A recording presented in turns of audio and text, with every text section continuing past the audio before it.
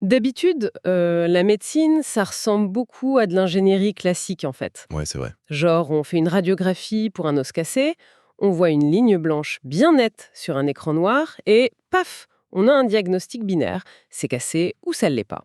C'est rassurant. L'esprit humain adore ce genre de certitude. Exactement. Ce qui est visible, ce qui rentre bien dans des cases précises. Mais alors, face aux grandes transitions hormonales, cette fameuse machine Arians X, elle fonctionne plus du tout. Ah non, là on navigue à l'aveugle si on garde cette approche. C'est ça, le paysage physiologique devient soudainement opaque, interconnecté et vraiment super complexe. Je suis ravie de plonger là-dedans aujourd'hui. Et moi, je suis ravi d'être là pour éclaircir tout ça. En fait, c'est la définition même de la biologie systémique. D'accord. On quitte le domaine de la mécanique simple pour entrer dans celui de la biochimie dynamique. C'est un monde où un seul petit messager chimique altéré peut provoquer des réactions en chaîne dans des organes qui a priori n'ont juste aucun lien entre eux. Et c'est exactement l'enjeu de notre décryptage d'aujourd'hui. Cette analyse approfondie, elle se concentre sur une période de bouleversement majeur, à savoir la ménopause. Un sujet vaste. Très vaste. Et plus spécifiquement, on va examiner la relation hyper intime entre cette transition et un nutriment qui est omniprésent dans les discussions de santé, les fameux oméga 3. Ah oui, on en entend parler partout. Tout le temps. Mais l'objectif ici, c'est pas de relayer des promesses marketing ou des soi-disant remèdes miracles, hein. Le but, c'est de comprendre les véritables mécanismes cellulaires, preuve à l'appui. Et on a de quoi faire avec nos sources. Absolument. On s'appuie principalement sur le dossier exhaustif publié par Sacha Coadon, qui est le président de Supernutrition. Et on croise ça avec les recherches cliniques toutes récentes, celles de 2026, du docteur Shaolin Huang. C'est une base très solide.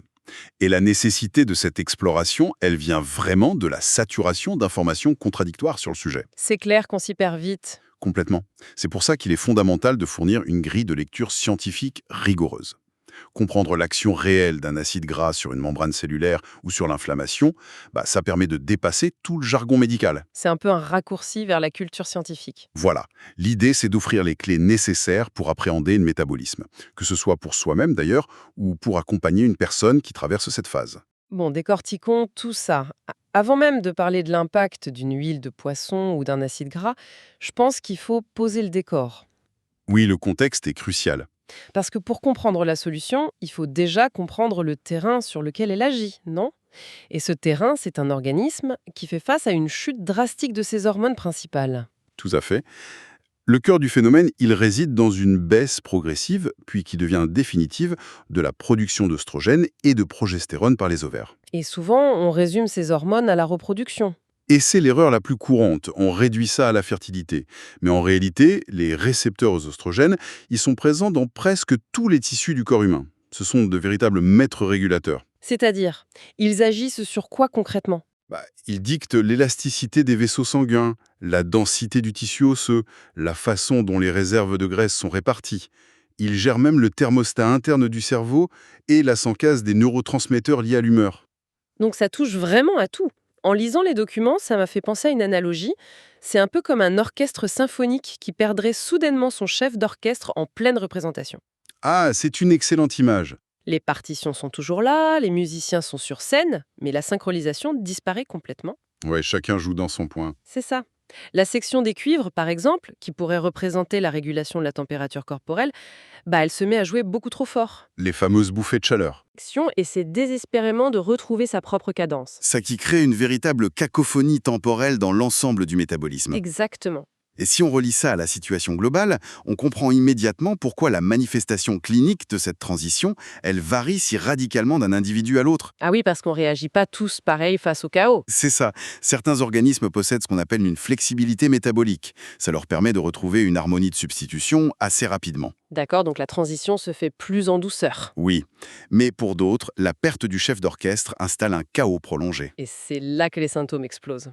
Absolument.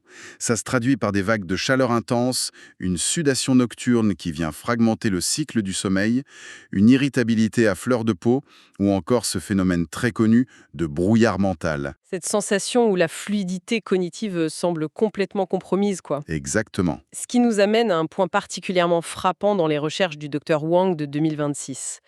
Parce que quand la culture populaire parle de la ménopause, le projecteur est toujours braqué sur les bouffées de chaleur. C'est la caricature classique. Voilà. Or, les données cliniques mettent en lumière une conséquence beaucoup plus silencieuse, beaucoup plus souterraine, et honnêtement, potentiellement bien plus dangereuse à long terme. Tu fais référence au changement métabolique. Oui, la bascule du métabolisme vers la résistance à l'insuline, c'est énorme ça. C'est un mécanisme fondamental. En fait, le déclin des œstrogènes supprime le signal qui maintenait les graisses réparties de manière sous-cutanée, tu sais, principalement sur les hanches et les cuisses. Ok, la fameuse culotte de cheval qui s'estompe. Voilà. Sans ce signal, le corps opère une redistribution directe vers la sangle abdominale. La graisse du ventre. C'est ça.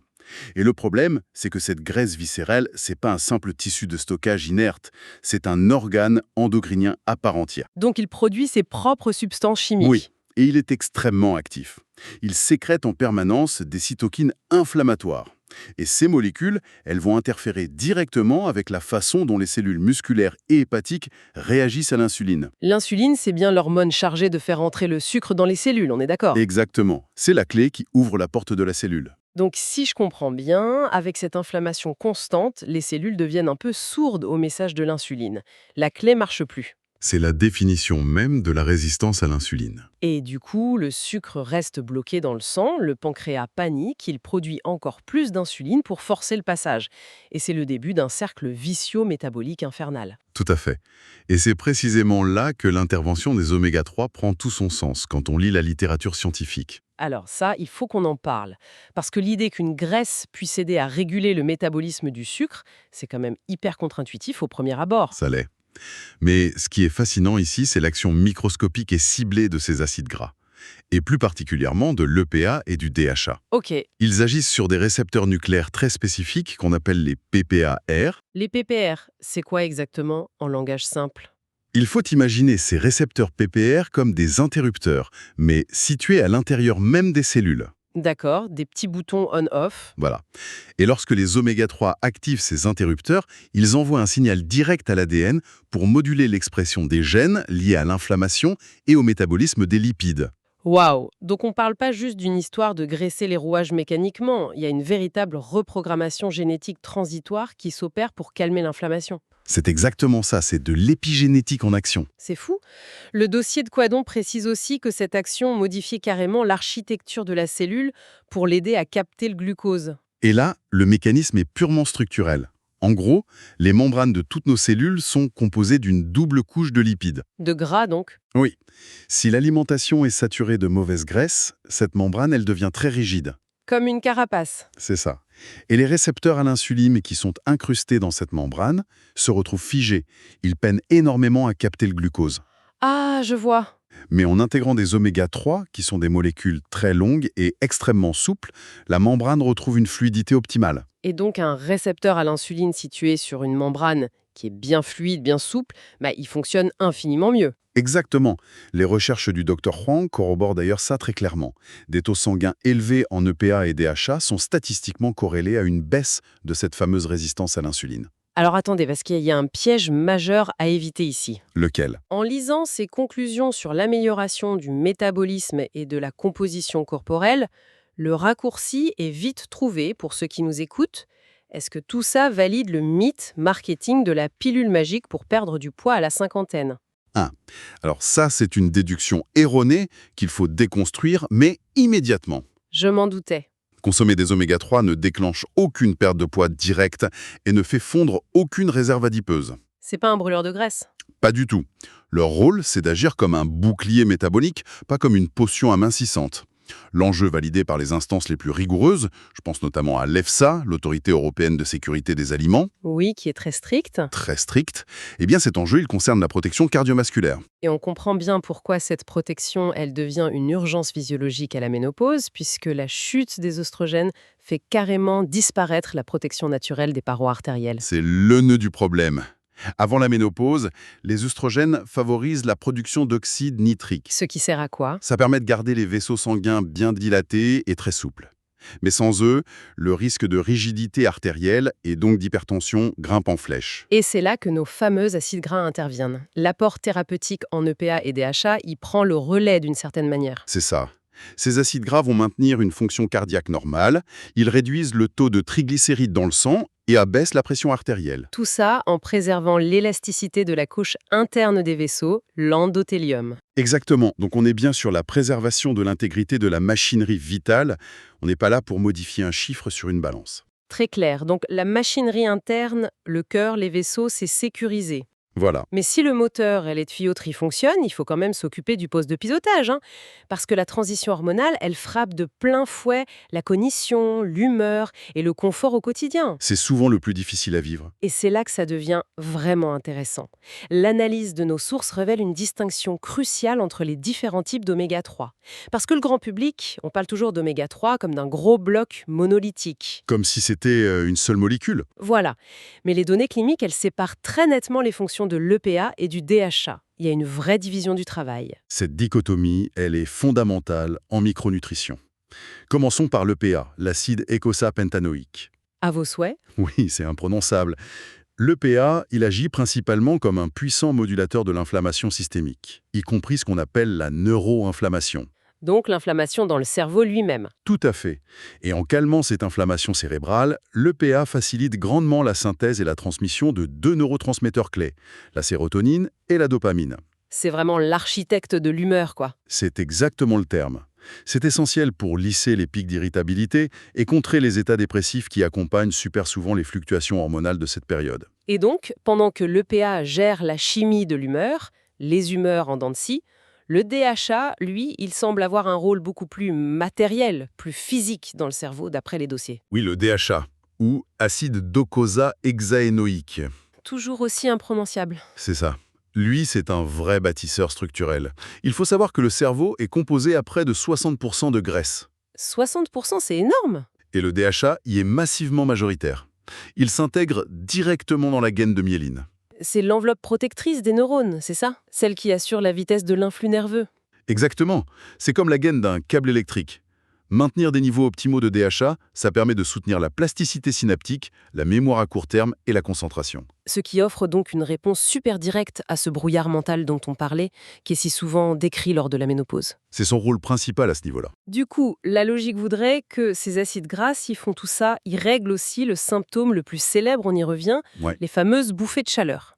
Ah, Pourtant, quand on regarde les données cliniques présentées dans le dossier Sacha Coadon Supernutrition, elles sont loin d'être unanimes là-dessus. Contrairement aux arguments de vente habituels, l'efficacité sur les bouffées de chaleur semble hyper contrastée. oui, la littérature scientifique exige une très grande prudence sur ce point spécifique. Les études cliniques montrent des résultats qu'on va qualifier de modérés, voire très mitigés. Pourquoi une telle différence selon les femmes? Eh bien, la thermorégulation corporelle, elle est gérée par une petite glande dans le cerveau, l'hypothalamus. Et cette glande est violemment désorientée par le manque d'œstrogène. Ok, le thermostat est cassé. C'est ça. Pour certains métabolismes, la baisse de l'inflammation globale grâce aux oméga 3, elle va effectivement apaiser la réactivité du système nerveux et espacer les crises thermiques. Donc ça marche pour certaines. Oui, mais pour d'autres, l'impact sera statistiquement non significatif. Il n'y a juste aucune garantie universelle sur ce symptôme précis. Je trouve que cette nuance, elle est essentielle pour éviter les fausses attentes de notre audience. Totalement. Et d'ailleurs, ça explique aussi l'impact sur le sommeil. Dans les témoignages cliniques, on a celui de Sophie, en 2023 dans le dossier, qui mentionne une amélioration notable de ses nuits. Mais on comprend bien que ça décrit pas du tout l'effet d'un somnifère direct. Non, pas du tout. La logique suggère plutôt une cascade indirecte. C'est vraiment le principe d'une amélioration systémique. Donc ça n'endort pas. Les oméga 3 n'ont absolument aucune propriété sédative. D'accord. En revanche, l'action conjointe de l'EPA sur la gestion du stress et de l'anxiété à la journée, Oui. combinée à une possible atténuation des sueurs froides nocturnes chez certaines personnes, Ok. tout ça permet au système nerveux autonome de quitter son état d'alerte permanente. Ah, je comprends. Et un système nerveux qui n'est plus en hypervigilance, qui se détend enfin, ça permet inévitablement l'installation d'un vrai cycle de sommeil profond et réparateur. C'est exactement le mécanisme. C'est passionnant. Et ce travail de l'ombre, parce que c'est vraiment un travail de fond, il s'applique aussi à des zones assez inattendues comme le squelette. Oui, c'est souvent ignoré. Parce que l'association entre une huile extraite de petits poissons et la prévention de l'ostéoporose, franchement, ça n'a rien d'évident. On a tellement l'habitude d'entendre parler de calcium, de vitamine D, mais jamais d'acide gras pour les os. Le lien, il réside dans la gestion de l'équilibre osseux. Il faut imaginer que l'os, c'est un tissu vivant. Il est constamment détruit par des cellules qu'on appelle les ostéoclastes, Celles qui démolissent. voilà, et il est reconstruit en permanence par d'autres cellules, les ostéoblastes. Les maçons. C'est ça. Mais à la ménopause, l'inflammation silencieuse dont on a parlé s'installe. Et elle donne un avantage direct aux cellules destructrices, ce qui accélère la perte de densité minérale. L'ostéoporose s'installe. Et comment les oméga-3 contre ça? Eh bien, l'EPA et le DHA, par leur action anti-inflammatoire très profonde, ils viennent freiner cette hyperactivité des cellules destructrices. D'accord, donc ils calment les démolisseurs. Exactement. Ils ne remplacent ni la vitamine D ni le calcium. Attention, ce sont les briques de l'os. Oui, il faut quand même les briques. Mais ils protègent le chantier de construction contre le démantèlement inflammatoire. Quelle belle image. Et le dossier mentionne aussi un impact assez similaire sur la sécheresse des muqueuses. C'est un autre désagrément majeur très inconfortable de cette période. Oui, la sécheresse intime, oculaire ou même la peau. C'est en restaurant la fameuse composante lipidique des membranes cellulaires, c'est ça, hein? Les tissus parviennent à retenir l'eau de l'intérieur. Exactement. Ça redonne de la souplesse là où les traitements topiques, comme les crèmes, ne font souvent que masquer le problème en surface. Ça traite la cause, pas le symptôme. Bon, alors, qu'est-ce que tout cela signifie d'un point de vue strictement pragmatique? C'est la grande question. Bah oui, parce que la théorie cellulaire, elle est très solide, on l'a bien compris, mais l'application concrète pose un vrai défi. Face à un rayon de parapharmacie, franchement, les étiquettes sont souvent indéchiffrables. C'est une jungle. Et nos sources soulignent un décalage immense entre un simple dosage de confort pour monsieur tout le monde et un dosage thérapeutique spécifique pour la ménopause. Oui, les chiffres sont très différents. Les recommandations officielles fixent un apport minimum vital autour de 250 à 500 mg d'EPA et DHA pour l'entretien cardiaque de base. Ça, c'est la routine santé classique. Voilà. Cependant, lorsqu'il s'agit de contrer la tempête cytokinique et hormonale de la ménopause, L'incendie inflammatoire, c'est ça, de protéger l'humeur et d'améliorer la sensibilité à l'insuline, les données cliniques de 2026 pointent vers des dosages beaucoup plus élevés. on parle de combien du coup? On oscille entre 1000 mg et 2000 mg par jour de ces acides gras combinés. Ah oui, on passe au quadruple minimum. Du coup, atteindre de tels dosages, ça nécessite forcément des compléments. On peut pas juste manger du saumon. Difficilement tous les jours, oui. Mais le dossier de Supernutrition insiste lourdement sur la vulnérabilité de ces huiles en capsule. Il donne 3 critères non négociables avant d'acheter. La forme biochimique, l'indice TOX et la certification des labels. Commençons par la forme. C'est quoi cette histoire de forme? La forme biochimique, c'est ce qui détermine l'assimilation par le corps. L'industrie des compléments propose souvent des oméga-3 sous forme d'ester éthylique. Il est conçu pour absorber des graisses sous leur forme naturelle. C'est-à-dire les triglycérides. Exactement. Choisir une huile sous forme de triglycérides, ça garantit une biodisponibilité maximale. Donc la molécule passe bien la barrière intestinale pour rejoindre le sang sans qu'on en perde la moitié en route. C'est tout à fait ça. Mais le point le plus critique et celui qui est souvent le plus ignoré, je trouve, c'est l'indice TOTOX. Ah, le Totox. Crucial. Il ne s'agit pas juste d'éviter une huile qui a le goût de poisson pourri ou de beurre rance. La biologie derrière cet indice d'oxydation totale est beaucoup plus sérieuse. C'est une question de santé cellulaire. L'oxydation, c'est le grand ennemi des acides gras polyinsaturés. Ces molécules, elles sont extrêmement fragiles face à la lumière, à la chaleur et à l'oxygène. Elle rouille en quelque sorte. Si on veut. Un indice théotox élevé, ça signifie que l'huile a commencé à se dégrader et à générer des radicaux libres. Et c'est mauvais parce que... Parce que consommer une huile oxydée, c'est un non-sens biologique absolu. On ingère des molécules pro-inflammatoires. Ah oui, l'ironie totale. Exactement. On avale celle-là même qui déclenche le stress oxydatif cellulaire qu'on cherche précisément à éteindre avec les oméga-3 de base. C'est jeter de l'huile sur le feu. Donc un théotox bas garantit l'intégrité de la molécule et son action anti-inflammatoire. C'est indispensable. C'est pour cette raison que les sources insistent sur la présence de labels indépendants. On cite souvent le label EPAX, par exemple. Oui, EPAX c'est une référence. Ce type de certification, ça assure non seulement une extraction à froid et un T1-TOX au plus bas, mais aussi une purification totale. C'est bien ça? Oui, l'objectif étant de concentrer les principes actifs marins tout en éliminant tous les métaux lourds. Comme le mercure ou le plomb. Voilà. Et aussi les perturbateurs endocriniens qui polluent malheureusement massivement la chaîne alimentaire océanique actuelle. Et ça soulève une question importante qu'on nous pose souvent et qui génère une confusion très répandue. La question des sources végétales. Ah oui, le fameux débat. Parce que l'alternative végétale, elle est souvent perçue comme plus sûre vis-à-vis de la pollution marine et évidemment plus écologique. L'huile de lin, les graines de chia ou les noix, ça regorge d'un autre oméga 3. On l'appelle l'acide alpha-linolénique ou ALA. Oui, c'est un excellent nutriment en soi. Sauf que le dossier explique très clairement que le métabolisme humain gère super mal cette ALA végétale. La conversion pose un énorme problème. C'est le cœur du problème. Le corps ne peut pas utiliser l'ALA tel quel pour le cerveau ou pour moduler l'inflammation. Il faut qu'il le transforme. Voilà. Il doit le convertir en EPA, puis ensuite en DHA, grâce à des enzymes spécifiques qu'on appelle les élongases et les désaturases. Et on n'est pas très doué pour faire ça apparemment. Pas du tout, à cause de notre patrimoine génétique humain, et souvent ça s'aggrave avec l'âge, ce processus enzymatique est un immense goulot d'étranglement. Donc ça bloque. Le taux de conversion réel, il dépasse rarement les 5%. 5%. Waouh. C'est très peu. Donc, pour obtenir l'équivalent de nos fameux 2000 mg de PA et de DHA thérapeutiques, Oui. eh bien la quantité de graines de lin qu'il faudrait consommer quotidiennement serait physiquement insoutenable et s'entraînerait un apport calorique mais démesuré. Genre manger des bols entiers d'huile de lin. Ok.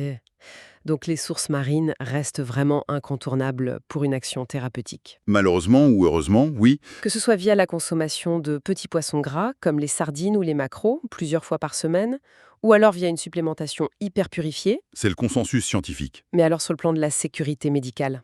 Il y a 2 points de vigilance qu'il faut absolument clarifier d'après nos sources. Tout à fait. Premièrement, l'interaction avec le fameux THS, le traitement hormonal de substitution, qui est quand même massivement prescrit. Beaucoup de femmes s'inquiètent de mélanger les deux. Alors là-dessus, les données sont extrêmement rassurantes. Il n'y a absolument aucune contre-indication. Ouf. Les oméga 3 ne sont pas des phytoestrogènes. Ils ne miment pas les hormones et ils n'interfèrent pas avec les récepteurs hormonaux qui sont sollicités par le THS. Donc ils se marchent pas sur les pieds. Non, au contraire. Le corps médical considère même que cette synergie est très bénéfique. Ah oui? Pourquoi ? Parce que les traitements hormonaux, ils nécessitent parfois une surveillance cardiovasculaire accrue.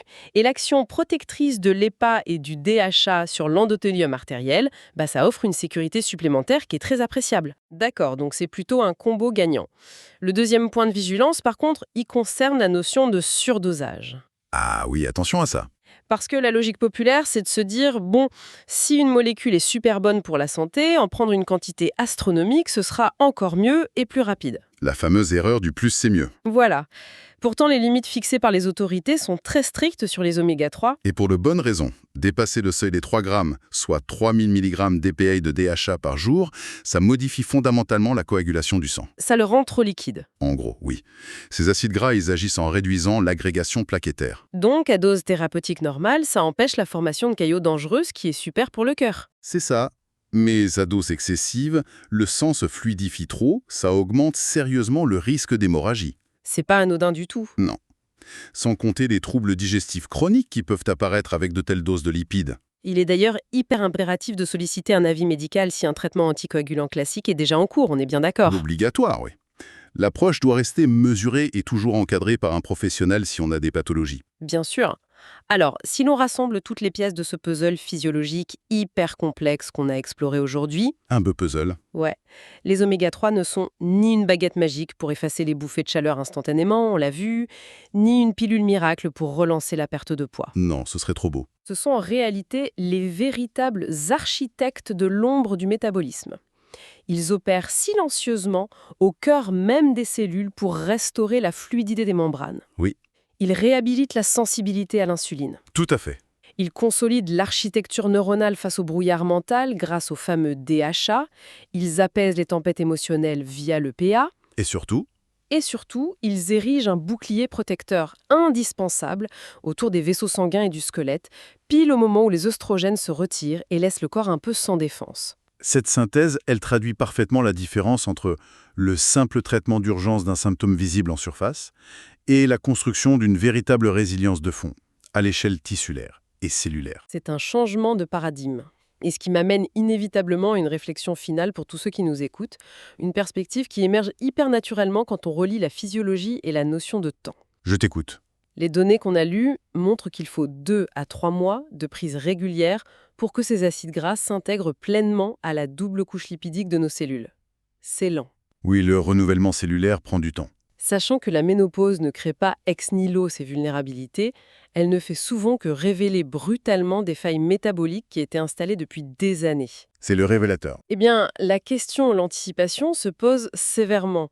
Au lieu de considérer la cinquantaine comme une zone de crise soudaine, où on court chercher des rustines thérapeutiques, la mécanique cellulaire ne suggère-t-elle pas que la construction de cette résilience, ça devrait être l'investissement de toute une vie? C'est une excellente question. C'est ça, construire une sorte de compte en banque cellulaire qu'il faudrait alimenter des décennies avant l'apparition de la toute première bouffée de chaleur. Et c'est l'essence même de la médecine préventive moderne. C'est la grande question philosophique et scientifique que soulèvent aujourd'hui les avancées en micronutrition cellulaire. L'illusion d'une médecine purement mécanique, où on répare juste ce qui est cassé, s'estompe vraiment, laissant place à la complexité fascinante de cet océan microscopique qui compose notre organisme. On est bien plus complexe qu'une simple machine. Exactement. C'est tout pour cette analyse des données aujourd'hui. Il est essentiel pour chacun de continuer à remettre en question ses certitudes, de lire les étiquettes des compléments avec une vraie attention scientifique et de ne jamais cesser d'explorer la biologie qui se cache derrière nos habitudes du quotidien. Merci pour cet échange, c'était passionnant. Merci à vous d'avoir éclairé tous ces mécanismes complexes. À très bientôt pour une nouvelle exploration approfondie.